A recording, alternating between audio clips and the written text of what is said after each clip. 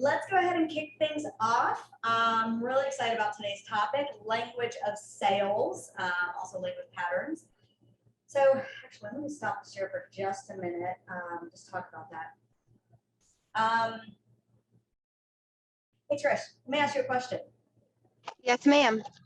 All right, when you hear the words language of sales, what comes to mind? Flow of conversation, setting appointments. Conversation, setting appointments. Yep. Love that. Yes and yes. What else? Being knowledgeable about market data. Knowledgeable about market data to be able to speak it. Yep. Anything else you can think of? It really makes me think of just perfecting my script so that I can make sales and make money. Exactly. It's perfecting your script or your dialogue, right? To hit the goals and make more money. Hello, what's up, Corey? We got Trish, we got Corey. This is awesome. So language of sales, we're just talking about what is language of sales to you. So Corey, let me ask you this question since you just walked in the room. Okay. When you hear the words language of sales, what comes to mind?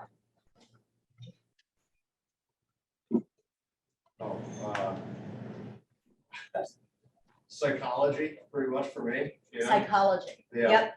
So Trisha said, perfecting your script, your words to make more sales. So we're going to take what she just said and take what you just said and combine. The language of sales is adding in specific ways to say something and words we use using psychology to perfect your conversation. So we're going to use the word conversation instead of script. To perfect your conversation, to set more appointments, get more business, make more money. Sound good? Anybody who knows me knows that one of my favorite sayings I say all the time, and if Brandon was here, he would laugh because he knows I say this all the time. Words have power. Words have meaning. The words we use and how we say it, our tone, how we position the words, will actually determine our success. So I'm going to give an example and then we're going to dive into some material. So let's say, Corey, that I say to Corey right now, and Corey is a buyer. Yes, you're a buyer right now. So let's say I go to Corey and I'm like, hey, Corey, so it looks like you want to buy a house. Yeah. Interested, yes. Okay, awesome. Well, whenever you're ready, I'd love to help you. That's great. Yeah. I don't, this is my first time. I'm kind of confused about the process. I don't really know where to start. Okay. Yeah, we'll definitely talk about that. Okay. Was there any commitment language in there? Did I move you forward in any way? Did I ask any questions really? No, it ended pretty quickly. Nope. It ended quickly. I So that is what you Yeah. do not want to do. So that is, those are words, right? Yeah. Technically, that was a script. Script is just words. So those are words that were not sales related. Were not patterns to get the best results. Now let's flip that around. Let's say, thank you for playing.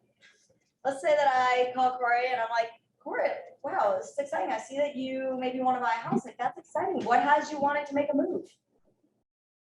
Oh, well, I'm sick of putting my money in other people's pockets, renting.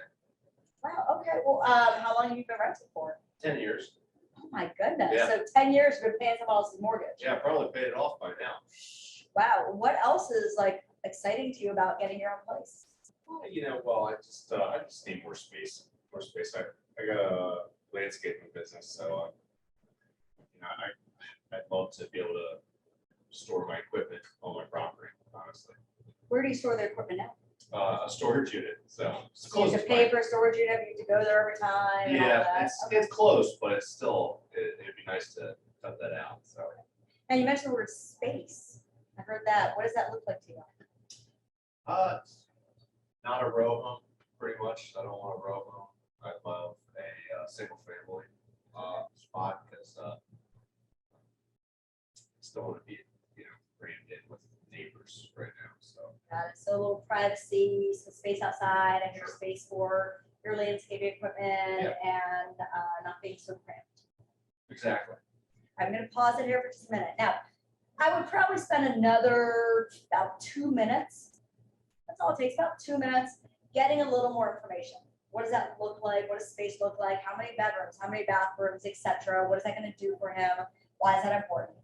Right, so right now, for sake of class and time, I'm gonna pretend like I just captured all that. So I'm just gonna make up some information. So Corey, you've been renting for 10 years. Like you said, you are tired of paying someone else's mortgage that you probably paid off. Yes. You're ready to get out of the row home, get your own space, right?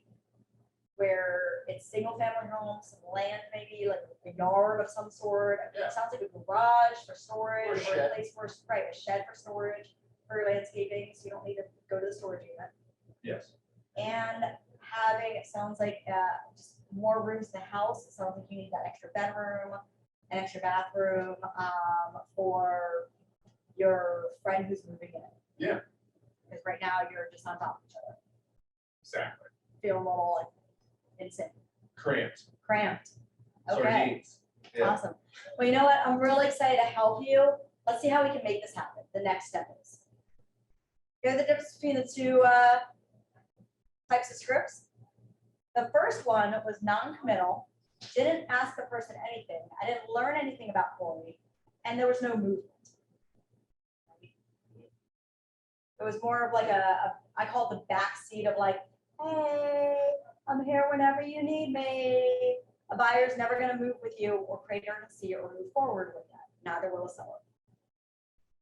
Second one, what'd you hear? Second example. Enthusiasm. Yeah. Enthusiasm. So your tone is important. Yeah. Active interests. Really, just on where, like, you seem like you really wanted to know what was important. Really become that person who wants to know. Yeah. Like actually genuinely care about the person who is on the other line with you or in front of you to learn more. By the way, did that take a long time? No. No, it's minutes. We are technically, as agents, we are typically the ones who rush the conversation. When a person says, nope, not interested yet, okay, bye, click. You know nothing about them. Why'd you just hang up so fast? Right? So what we're gonna walk through, thank you for playing along. Sure. What we're going to walk through is a few different language of sales to put into your dialogue, put into your conversation to help with better results. Sound good? And what we're going to start right now, we're going to talk a little bit about how to open the conversation. We have 15 seconds max. Big old MAX. We have 15 seconds max to get a person talking or not, to make an impression or not. Not 16, we have 15. So you're going to learn the perfect 15-second opener. That has been proven, by the way. What does that look like after we open? What does that 2 or 3 extra minutes look like? What are we doing in that time? How do we become that? I call it the curious 5-year-old, right? I always joke with people that 5-year-old would make such an amazing agent because they're so curious. And they're like, well, what is that gonna do? Why do you want that? Well, now you said kitchen. Why do you want a kitchen? What do you like to be? Right? They have no fear in asking questions, so why should we? Asking questions shows that you care, shows that you're listening, sets you apart from other agents, and more importantly, it's going to help you as an agent moving forward. So we have to get comfortable asking questions. Then, how do we overcome certain objections they throw out? We're going to talk about that a little bit. And the very end, how do we close it? How do we take them to that next step? Sound good? All right. As we go through this, Trish, Corey, ask questions, stop me, interrupt me, let me repeat something. Okay. All right. Alrighty. So let's start with the opener. Here's the opener right here. The opener is who you are.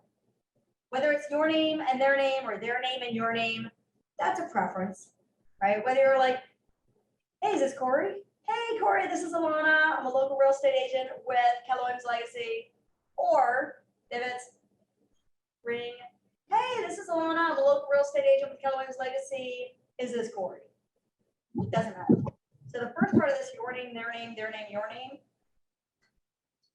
Whatever feels more comfortable to you. And we're going to thank them. Now, right here, we're using this as a call, right? If this in person is a little bit different.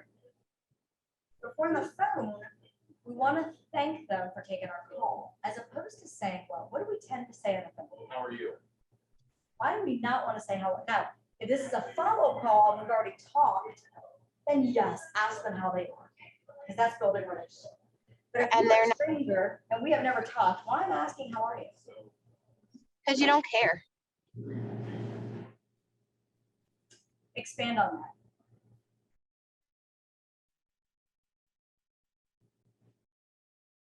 Expand on, you don't care. Seems insincere. Like if you don't have just it seems insincere to someone that you don't have a relationship or haven't built rapport with. Asking how they are is kind of irrelevant because it really doesn't matter, and they're going to think that it's insincere. Yeah, so it can seem insincere, it's irrelevant, 100%. I have never talked to Corey before in my life. I don't know who he is. I now call Corey. I'm like, hey, this is Alana. I'm a local real estate agent with Keller Williams Legacy. How are you today? And it's also a close-ended question. It's not going to get them talking. Right. Yeah. The other point to that is when we say, how are you? Who now has control of the conversation? They do. They do. Who always wants to stay in control of the conversation? Us. As soon as you release control, you are now backing yourself into a corner and you are more likely to get a negative response. And now if you don't know how to fight that, the call ends. You're done. So instead of how are you, you're saying thank you. Now there's another reason for thank you, specifically those words. Psychology. You mentioned psychology. Right? Yeah. When people are thanked, there's actually a signal that sends their brain, making them smile. Oh. Thank you for showing up today. You're welcome. Anytime. Mhm. Taking my call. And it's reference the source. This is simply stating something where you got the information. Now, don't be so specific. You do not have to say, you know, hey, I got your information from this system who gives me the information on these days and this time through the, no. If people are, you know, if you get information from people clicking through online sources, whether it's Zillow or Realtor.com or Opcity or Facebook ads, anything online, referencing the sources, hey, I see that you're looking at some homes online. It's just simply online. If you are calling a referral, say you get a referral, right? Say Trish, my friend Trish refers me a friend of hers. I'm gonna call her friend, who she referred me. We'll call her friend Mary. I'm gonna call Mary and be like, hey Mary, this is Alana, I'm with Keller Williams Legacy. Thanks so much for taking my call. I actually got your information from your friend Trish. Reference the source, but keep it really short and sweet. And then finally, and this is the most important, star this, highlight this, don't do that, Trish, you're driving. Star this, highlight this.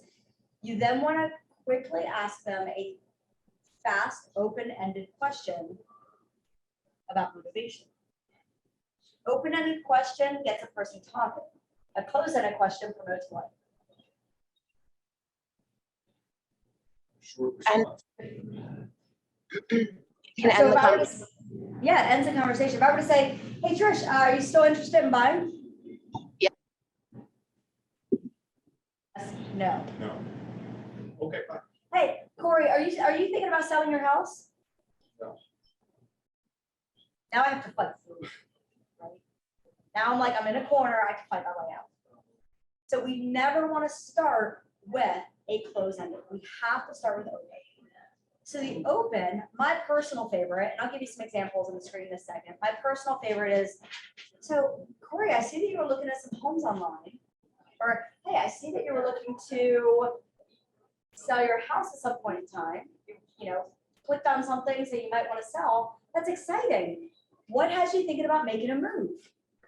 My favorite question is, what has you thinking about making a move? Because it is interchangeable. So I don't have to rethink my question whether I'm talking to a buyer or seller, because it's the same question for both.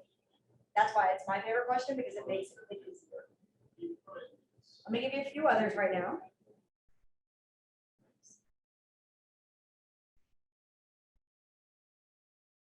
So a few others.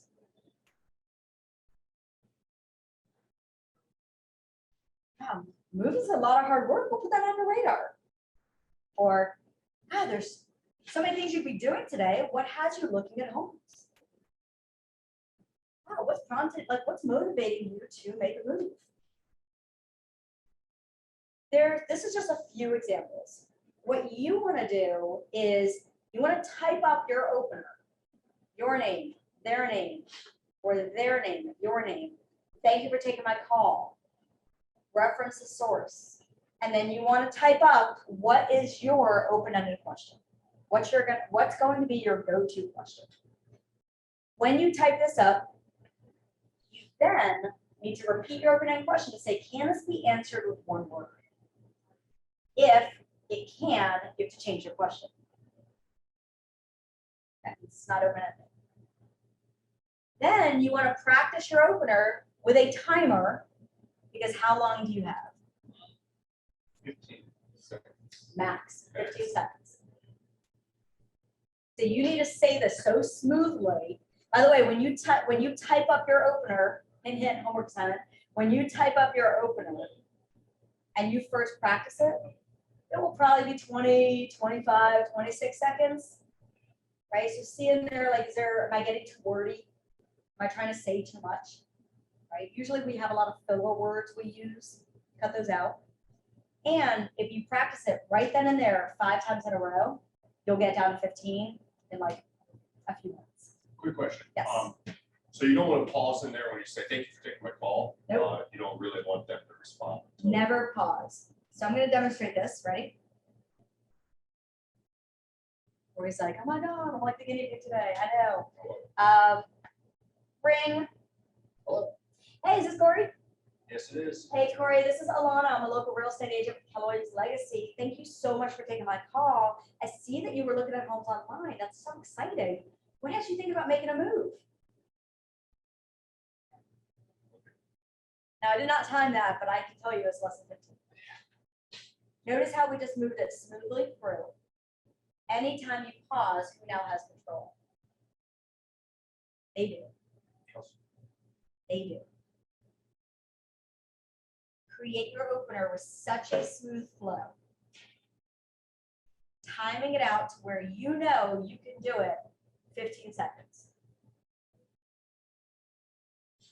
If you practice this, or not if, when you practice this, you will, let's say, Trish, Corey, you guys practice your opener, you type it out, and today you practice it for 10 minutes back and forth. 10 minutes. Within 10 minutes, you will get it down to 15 seconds. That's all it takes. And then you just make sure it's in front of you wherever you make your calls. Make sure you have it. You're constantly practicing it. What I said, did that sound scripted? No. No. When I first started in this business and I had to type out my opener, do you think it maybe it felt off? Yeah, because it's new, right? It's new. So you have to practice to make it, to internalize and make it your own. Okay, so we just talked about the opener. Now we are going to move on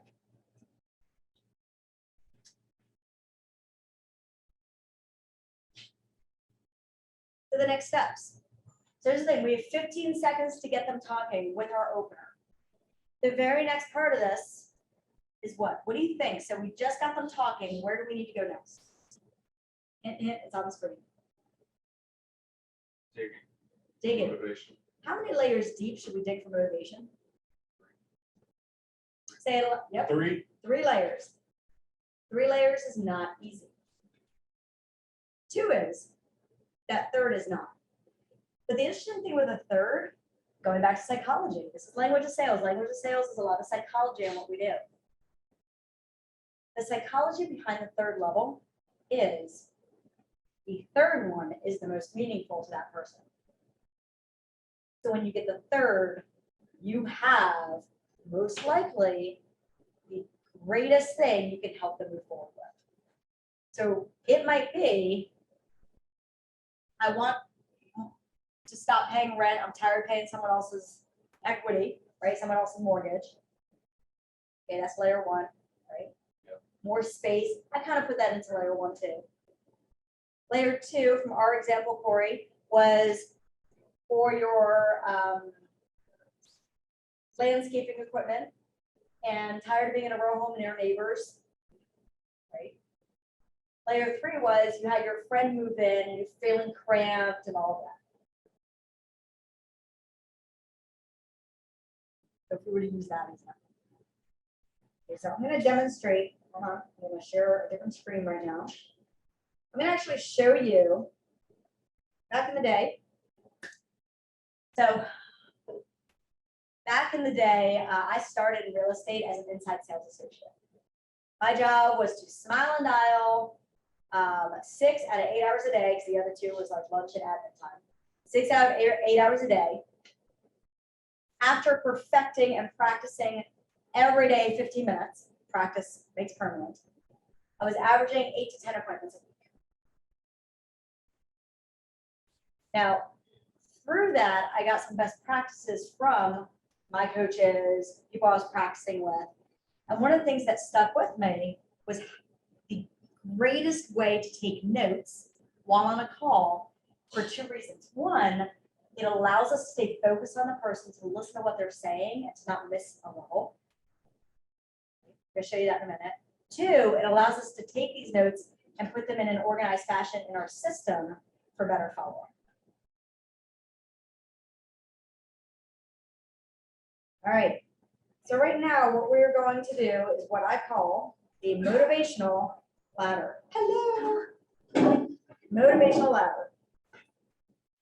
Motivational ladder has, you said it, oops, no, 2 comes next. So the motivational ladder has 3 rungs. So think of a ladder, okay? Trish, you're climbing to the roof of the house. And you need to go fix something on, I know it's scary. And you need to go fix something on the roof. So you have to get in the first rung, right? So you climb on the ladder. So you step on the first step of the ladder. What happens if you step on the second step of the ladder? And then you all of a sudden decide you want to paint a shutter. So you step off the ladder to paint a shutter. What happens? Don't get to the top. You fall and maybe break something. So we need to stay on this ladder. The ladder is the motivation. People think on logic, they act on emotion. Anybody ever go into a store, right? Oh, yeah. Not looking to buy anything, but you see this thing. You see a pair of shoes or a shirt or shorts or a hat, or you see something. Right? And you are not planning to spend money, but you're something in not in your head. Head is logic. Something in your heart is like, whoa, I like this, and you buy it. You don't even think, you just buy it. And then you get home and logic sets in, you're like, I bought that, should I return it, should I not like it, right? Does that ever happen? Yeah. Yep, too much. Because we act on emotion. And then logic sets in. So in real estate, the logic is, what is the logic part for a buyer or seller? Probably the money. Money. How much am I gonna make on my house that I'm selling? Right? Logistics. of actually- Logistics. How many bedrooms? How many bathrooms? That's logic. That's criteria. I want a shed or garage. I want a big kitchen. Those are all criteria. That's all logic. I want this location, this school district with these things. The emotion is, we're in a purple school district. My kids need a better education. I want them to move before the new school year, right? Or their education is going to suffer. We need an extra bedroom because we're about to have twins. And I don't know where these twins are sleeping, and they're not sleeping in my room. We're already feeling cramped. And we need a bigger kitchen because we've always wanted to host Thanksgiving. And we've never been able to in our small place. So we always have to drive places for Thanksgiving. Hear the emotion? Hear the difference? Nobody wakes up in the morning and says, wow, I think I'll buy a house today. And I think I just want it to be 3 bedrooms, 2 bathrooms with a big kitchen. There's something that occurred in their life that created an emotional thought to create them to say, I want to buy or sell. So motivation is the emotion. All right, Trish, can you play the part of we'll go with buyer right now, but everything we're doing is interchangeable, buyer, seller, doesn't matter. This is a one-stop language pattern for both. Right, so, all right, ring. Hello. Hey, is this Trish? Yes. Hey, Trish, this is Alana. I'm a local real estate agent with Keller Williams Legacy. Thank you so much for taking my call. I see that you were looking at some homes online. That's exciting. Like, what has you thinking about making a move? Just need some more space. Okay, so when you say space, let me ask, are you currently renting or owning? I own right now, but it's a tiny little townhouse. By the way, anytime she says something that is logistical, I'm gonna put it off to the side, but I did want to know that information. Come back here. So you said it's a tiny little townhouse? Yeah.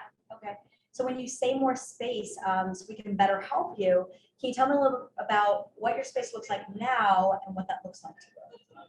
Well, right now it's just 3 bedrooms, tiny kitchen, tiny living room. So more space, I need more bedrooms and open kitchen. So you said you need more space, more bedrooms, open kitchen. Is that what I heard? Yes. Okay, so when you say more bedrooms, what will that do for you? So I have 2 little ones right now and a third on the way. I'd rather them not share rooms for sleep sake. So are you looking at 4 bedrooms then? Yes. Okay. So right now, you said you have 2 little ones, they share a room? They don't share a room, but I don't want the third one to share a room because they'll be waking each other up all night. Oh, got it. So, yeah, that would be a pain, right? Trying to get some sleep. Trying to get some sleep. So you have 2 right now, they don't share a room, you're gonna have a third. Yep. By the way, me personally, Dig right I'm into a that. very, like, I wanna know things, like, oh my God, that's exciting, like, when, like, I wanna know more. For sake of time, I'm not gonna dig or pretend like I just asked you, like, oh my God, when, and all this.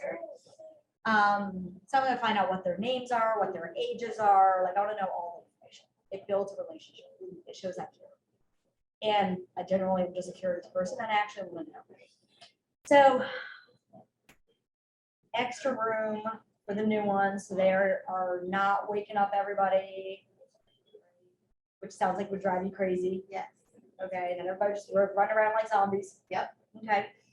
What else is really important to you about having this bigger space in this new house? Love to cook and bake and, have family dinners. We don't really have the room for that right now. So, and especially a space where I can be in the kitchen cooking and keeping my eyes on everything. So that you mentioned that open space, so you can keep an eye on everyone. Yeah. What's that like now for you? It's not happening. Everything's pretty closed off. It's like an older style townhouse, so I can't see what's happening in the living room or in the kitchen, which is dangerous with a 3-year-old boy. Okay, so you constantly feeling like I'm a mom, I totally get it. Are you constantly feeling like you're like, I have to cook, but I have to watch him, but I have to cook, but I have to watch him? Yep. So you're Over it. over it, just Yeah. frantic Yes. sometimes. Okay. So getting that open space so you can actually relax a little bit in the kitchen, Right. while being able to watch him run around like a 3-year-old does. Yeah. Okay. All right, gonna pause here for a minute. So the third line, what was it? What was that final pain point we just uncovered? Be able to relax while like chores, watching.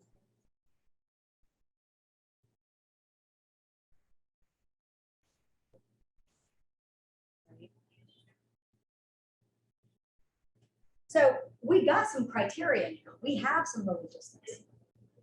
But now we know why. Nobody says, I just want an open floor plan just simply because they like an open floor plan. Why do they want that? Right? So they can entertain. Do they have kids they want to watch? Right?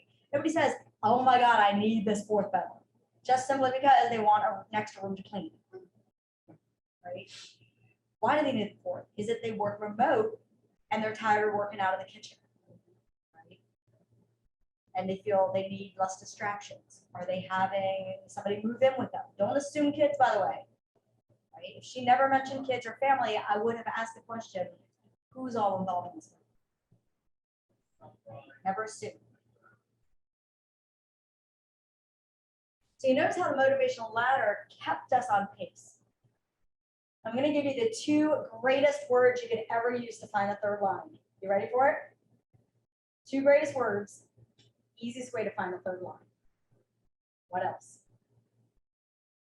What else is your cheat? Greatest two words you can say. So it's wow. So more space, extra bedroom for the new baby, so they're not waking up everybody at night and everybody's just tired all the time.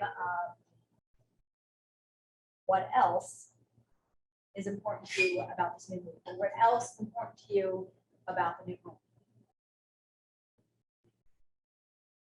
Those two words, what else, will most likely get you something, the deepest thing. It wasn't the deepest, but something more painful. I'm not using the word pain in a negative way, right? Meaning you want to be able to relax, and you can't right now. That's a pain point. Questions on this? How long did that take? 10 minutes, 10, maybe less. Less than 10 minutes? Yeah. Digging for motivation on a call with someone on average takes about 3 minutes. That's it. It takes 3 minutes. Now, if you have someone who's super talkative, you want to be careful because you need to steer the conversation. This is why taking the notes is really important in this fashion. Because once you get that third line, summarize moving forward. If you get a talker on the phone, they'll want to give you the fourth, the fifth, the sixth, the 10th, and you'll be on the phone for 30 minutes. We do not have time in our schedule to spend 30 minutes on a call with anybody. Okay? There is no reason to be on the phone with somebody for 30 minutes, ever. Perfect conversation with someone who is motivated and ready to do something is about 12 minutes. You'll know within about 3 to 4 minutes of the call whether they are motivated or not.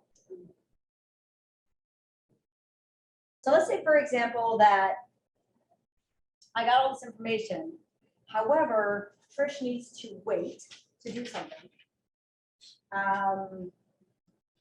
for a job, right? Okay. Yes, however, we cannot do anything until October because of relocating. Okay. Yeah. That's not an objection, that's a life scenario. But now I have all this great information in my system for really strong follow-up. I also am going to, within 5 minutes of this call, because I have my opener, we talked a little bit, she now threw out that she has to wait till October because of relocating. Great, Trish, I am so excited to help you when you move to Maryland. In the meantime, we're going to create a customizable search for you, or I'm going to create a customizable search for you. Just start sending you some things. And I'm going to follow up with you every single month. So as it moves closer to the time, we'll be ready to start seeing some homes. How does that sound? Sounds great. Awesome. Any questions for me at this time? Not right now. Great. Well, I look forward to keeping in touch with you, setting up the customizable search, and of course, you have all my information. So now, right to October, I'm not going to spend 30 minutes on the phone. We're done. Now I'm going to call her. I'm going to set up the search. I'll probably call in a week to check to see has she been receiving it, how does she like it, what's happening, and then she's going to get a monthly call. Then starting probably every 2-week call to then set up some shots. Now, let's take this the other route. Let's say that she is ready. But maybe she has a objection. maybe she has something where something's holding her back. Trish, what could be something that might be holding you back? I want to move, but I don't really want to do it. Right now. I don't want to move and pack and do all the stressful things while I'm pregnant. Extra finances that come. So the objection was, there was actually two there. The stresses that come with it during pregnancy and the extra finances, right? Where is, sorry, I am pulling up this right here. So an objection is a lack of knowledge, a lack of information from this person's buyer or seller. If a buyer says, well, I think I want to wait because of the interest rates. That is an objection because they don't know what the future looks like for interest rates. They don't know that there's a lot of options out there. They also don't know that it's not about interest rates, about what they want to pay for that mortgage. What do they want their mortgage to be?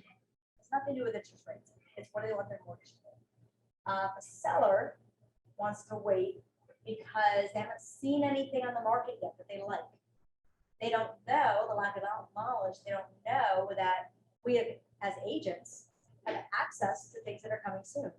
We have access to things that are off market. We can prospect for what they're looking for. They don't know what we do. Right? How we can help them find their dream. I don't like to use the word dream, their home that they are looking for. Ever use the word dream home? Because dream home to one person, and then you start seeing some homes that they can afford. Might not be their dream home. It might need a little love and care. So don't use the word dream.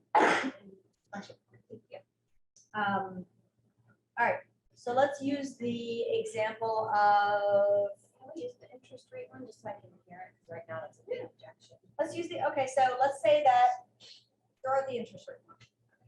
Well, I'm kind of waiting because I know interest rates keep going up, so I'm not really sure that I want to commit to, paying that. Well, first of all, thank you so much for sharing. First step, welcome it in, acknowledge it. Acknowledge they said something. You're not agreeing with it. Be very careful. Do not agree, just acknowledge. So glad you brought that up, or thank you for sharing that with me. Then you're going to rephrase it. Basically, you're repeating back the words. Thank you so much for sharing that. So what I'm hearing you say is you do really want to eventually get your bigger home, but your concern is the interest rates continually going up. Is that correct? Yeah. I'm just restating her words. I just want to make sure I heard it correct. Step number 2, digging. Now this is important. Digging means 2 things here. If you do not know their motivation yet, you have to go back and dig for motivation because you cannot move to step number 3 without motivation. It won't work. So it's either, when you are ready to make a move, what has you looking to make a move? So it might be taking them to when you are ready, let me learn motivation. Or here, we already captured motivation. So now the digging is understanding that objection more. So Trish, if you don't mind me asking regarding interest rates, I just want to understand it more so I'm on the same page with you. Is it a very specific range you want to stay in for your monthly payment? Yeah. Okay. Do you mind me asking like what you're paying now and what you're thinking you want to stay in for that range? Right now it's $1,200 a month, but Okay. we were thinking about, $2 a month to when we get to the bigger house. Okay, so around we'll say 1,800 to 2,000. By the way, I always love ranges. Ranges are not black and white, so it gives people psychology. When you say ranges, it opens up a person's mind. If you lock down like, okay, 2,000. Now their mind goes, oh shit, 2,000. Or I'm recording, I know. So digging to understand. Digging might be 1 question, might be 2 questions. My favorite, I'm going to give this example and then I'll move this one forward. My favorite is when someone says, well, I really want, I'm going to use one in the future. I really want to wait till after the holidays. There's literally a holiday every month. We have 4th of July coming up. right? We have Labor Day, we have Halloween, we have Thanksgiving, we have Christmas, we have New Year's, we have Easter, we have Valentine's Day. There's a what the hell does that mean? Right? Now, I'm not saying that to the person, but in my head, I'm like, I don't know what that means. So as agents, we tend to say, okay, well, I definitely understand that. Let me call you back. Right. Don't do that. Dig more. So let me ask, when you say you want to wait till after summer, or summertime we vacation. Oh yeah, I think I want to wait until after summer because of our vacation.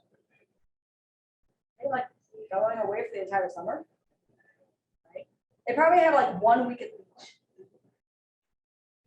But again, the person thinks, because they don't know the process, they don't know what they don't know, they think they cannot purchase because they're going to be away for a week. That's truly what their brain says. So it's, okay, so let me ask you, you mentioned waiting until after the summer's over to start looking because you're on vacation. Are you, what vacation? Where are you going? Just Ocean City. Oh, look, Maryland? Yeah, Okay. When are you going there? July 20th, Okay, for how long? just for the week. Oh, I love that. Who's all going? Just me and the kids. Now, what I just learned, you're going for a week in July. Okay. So that was the digging, where I dug into her objection, or that objection more. Dig to understand it more. Now, then we move to the third step. The reason why summarize is highlighted bold and blue is number 3, summarization is the key to the success of this. If you do not summarize and you do not do number 3, this will not work. If you miss digging and you skip rephrasing and you skip a few things, you don't want to, but if you do and you summarize, you're still in. The summarization is the key to this. Summarization is 2 sections. The goal, psychology, is to get the person to say yes twice. So listen to how this sounds. So Trish, what I'm hearing you say is you're feeling cramped in your tiny place right now. You are wanting to take advantage of the market to net as much as you, now she didn't say this, I'm just pretending like we had a longer conversation. Obviously net as much as you can, put it into your new home. And really getting that bigger place for not only that 4th bedroom, so when you do have your baby, I'm so excited. When you do have your baby, they have their own room and they're not waking everybody up and waking your other 2 kids up to drive you crazy. Not only that, but having that open space so you can watch your kids play while cooking to give you a little relaxation. Is that correct? Yeah. Is that correct, what she just said? Yes. She said yes. Yes. You can't say no because it's her words. She physically can't say no to that. Now, I may ask, like, depending on how much I have a lot of information there, but if I didn't have a lot, I may ask, like, did I miss anything? No, you got it all. Sorry. So, and the only thing holding you back, now I'm going to repeat the objection, is wanting to make sure you stay within that monthly payment that you and the family are comfortable with. Yeah. Notice how I did not use the word interest rate. It's not about interest rates. Interest rates don't matter. Obviously they do based on what they're looking for, location and all that, but they haven't even talked to a lender yet. So how do they know what they can truly afford? They don't. They're making assumptions and we're making assumptions. So it's okay. And the only thing holding you back is making sure you stay within that monthly for mortgage. Okay. She said yes twice. So psychology says what is most likely her next answer? Yes. So there's something called a conditional close. There's a lot of closing tactics. This one is the most powerful. All closing tactics are great tactics. Conditional close is the most powerful because it's hard to say no. So if I could show you a way, or if you're on a team and you're working with other people, it's wait. So if I could show you a way that I can find you some of those homes you're looking for that are bigger with that extra bedroom before that new baby comes, so you're nice and moved in and settled in. So that way you're not feeling extra cramped, right? and that open floor plan, so you get a little relaxation back. While also showing you some options for how to stay within that price range you're looking for. Would you want to hear more about that? Yes. Notice I didn't say, do you want to make a move? Do you want to buy tomorrow? I just simply said, do you want to hear more about that?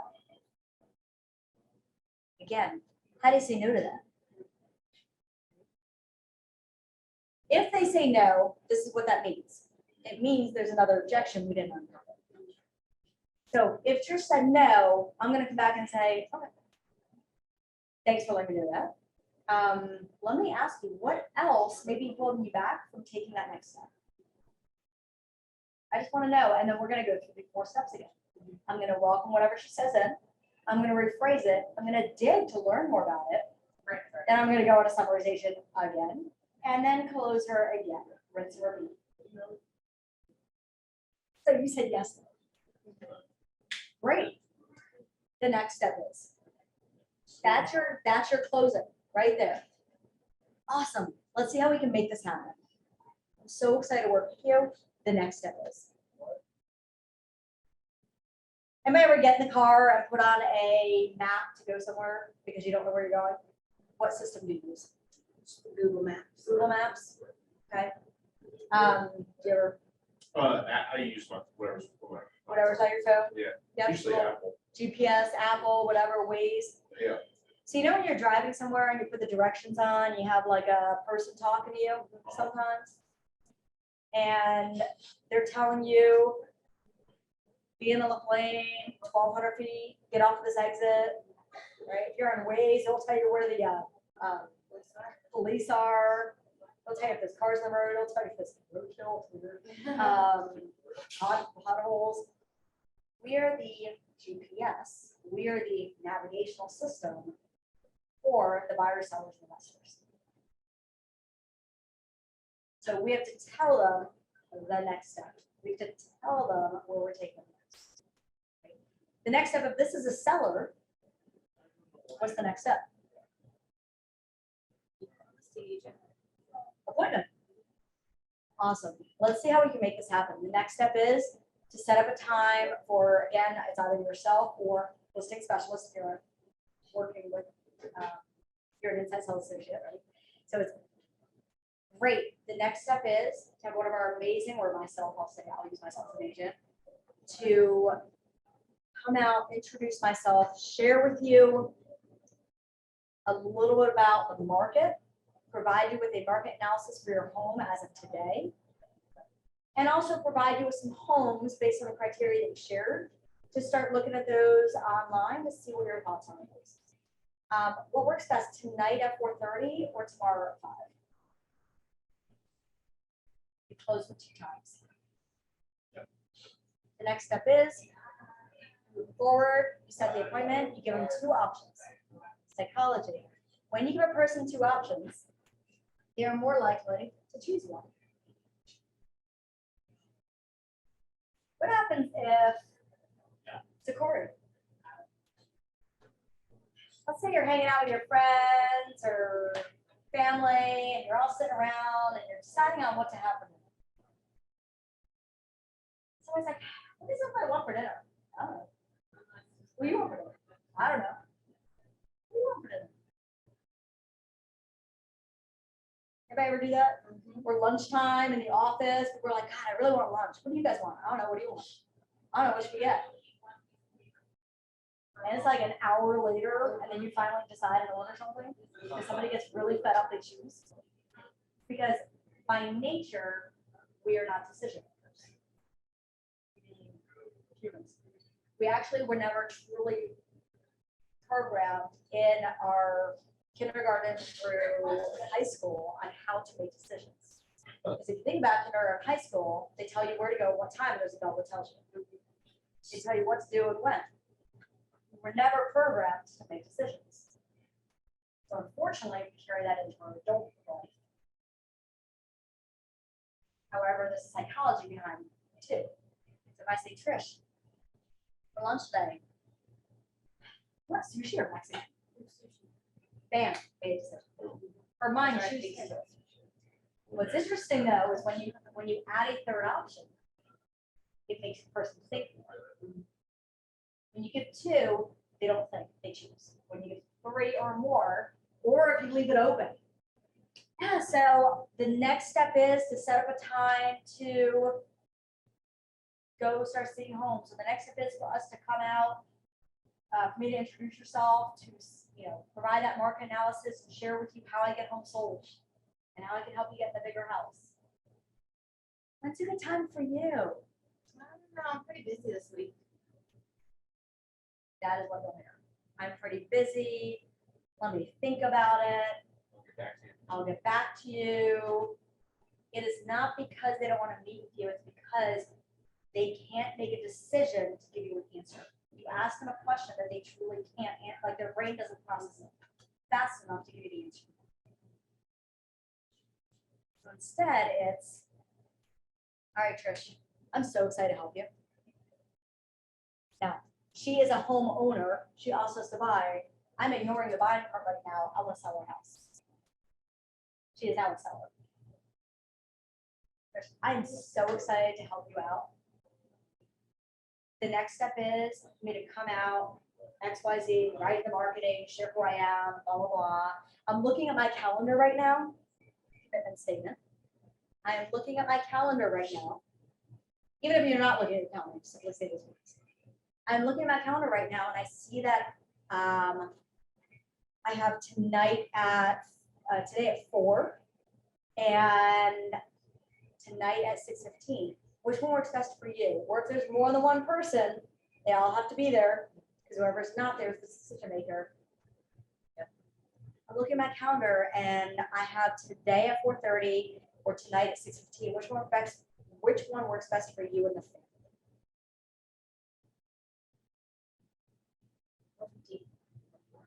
Great. I'm going to send you a calendar invite. What's the best email? I'm going to text you a confirmation. And I look forward to, I'm going to work up all the details. Now they're hearing me say, I'm already working for you. I'm going to put some things together to bring out.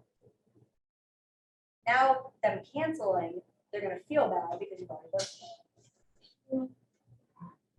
I look forward to seeing you at 4:30. Now let's say she comes back and says neither. Neither of those times. I can do today. Okay, so let me ask you, is it, what time do you usually get home from work? Usually get home till 5, Okay, and what about, your significant other? about 5:30 or 6. Okay, and you mentioned not today, let me look at my calendar, I do have tomorrow at 6:30. Yeah, that'd be great. How many options did I just give? That's it, just one, but I gathered information to know how to get that one. All right, so we talked about the opener, how many seconds do you have in the opener? 15. 15, are you gonna practice it Yes. today? Yeah. Yes. Practice next. Love it. Okay. By the way, when you practice your opener, if there's a pause, stop that person, say, oop, you paused, start over. Right? I guarantee you do it like 5 times in a row, that you'll be golden. If when they get to the open question, you can answer with one word, stop them up, oop, nope, switch up the question, I can answer with one word. 15 seconds for the opener. What happens after the opener? Motivation, Dig, how many layers? 3 layers. What are the magic 2 words that you could get the 3rd layer with? what else? What else? Greatest 2 words you could ever use, ever. On appointments, on the call, anytime you're talking to anybody. If you have kids, this is awesome with kids. Kids come home from school. By the way, family is the greatest place to practice this. Family and friends is the greatest place to practice motivation. How's your day? Fine. So, hey, tell me something great that happened today. Open-ended question. Well, so-and-so shared their snacks. Oh my God, that's awesome. Like, what snack was it? Cookies. What kind of cookies? Oh my God, well, maybe we'll have to buy those cookies sometimes. Family is the greatest place. When when I first started, it was really funny. I used to go home and practice. My husband works in healthcare, and he has no sales experience whatsoever or real estate knowledge. So I used to go home all the time. I wanted to be the best of the best. I'm very competitive. So I used to go home all the time and practice with him. It was about 30 days in. He's like, oh my God, find somebody else. Because I would literally come home and be like, so how was your day? Fine. So when you say fine, like, what was something exciting that happened? And also, hospital always says outside. No. Well, tell me something good that happened. It's nothing. Nothing. I mean, it's the same old thing. Did you tell him you were practicing? Or- Not in the beginning. Oh, It's like, oh my God. And then I told him I was like, yeah, I'm practicing. Not in the beginning. Oh, you said all that it is, yeah. Practice with everybody around you, especially motivation. Makes you a really good argument. So we have 3 layers deep motivation, then the phrase to move them forward. Great, let's see how we can make this happen. The next step is. That's it. That's your transitional. And then how many options for the appointment? 2. Two. Now, if they have to talk to a lender first, we say, great, the next step is connecting you with one of our preferred lenders. Now, let me let you know, it is a very easy process. They're just gonna show you what your buying power is. Really fast, 15, 20 minutes. What I'd love to do is have one of them connect you today. I'd like to have them give you a call between 4 to 6. I usually give a range because I don't know when the lender's available. Sometime between 4 and 6 today. Are you available for a quick 15 minutes with that lender between 4 and 6 today? I'll just take their call. So we're commitment language, we're setting that up, and then I'm going to follow up with them. If they are, if I find out from a lender, they talk to them at 4:30, I'm calling them at 5. If I don't hear back from either of them that day, they're my first call in the morning. Hey, did you connect with the lender yesterday? No, I already know the answer because I texted them. I'm gonna ask them. We have to control everything we can. All right, questions? Woo! You literally had a crash. I usually teach this, by the way, in like a 2-day, like literally a 2-day seminar, like workshop. This was a crash course. Yeah, where do you, I do have a question. Where do you get, do you have any of these documents available online? I have everything. Yes, yes, I did. How do I get it? Send me a text. Okay, Just saying the conversation. good conversation. And do me a favor, send me your email with that. I'm sure I have it somewhere, but Sure, that way I can just copy paste. And I am happy to send it to you. that's great. Cool. All right, guys, go practice.